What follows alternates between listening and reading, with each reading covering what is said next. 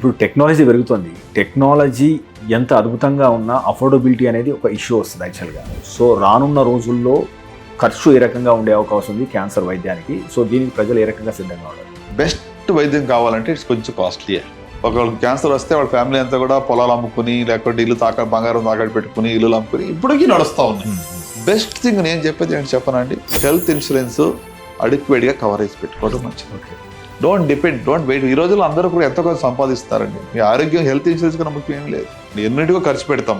Health కార్డ్కి వచ్చినప్పటికి చూద్దాంలే, అది ఉంది నాకు, ఆ స్కీమ్ ఉంది, ఈ స్కీమ్ ఉంది అన్నట్టు. స్కీమ్లు అన్ని కూడా చాలా వరకు ఇవి నాట్ వెరీ ప్రాక్టికల్ అండి.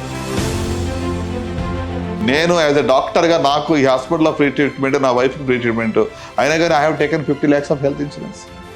ప్లీజ్ మీ ఎస్పెషలీ పేరెంట్స్ ముసలి దాకా వెయిట్ చేయదు. అప్పుడు వాళ్ళ ప్రీమియం పెరిగిపోతుంది, ఎవరు కూడా ఇవ్వరు.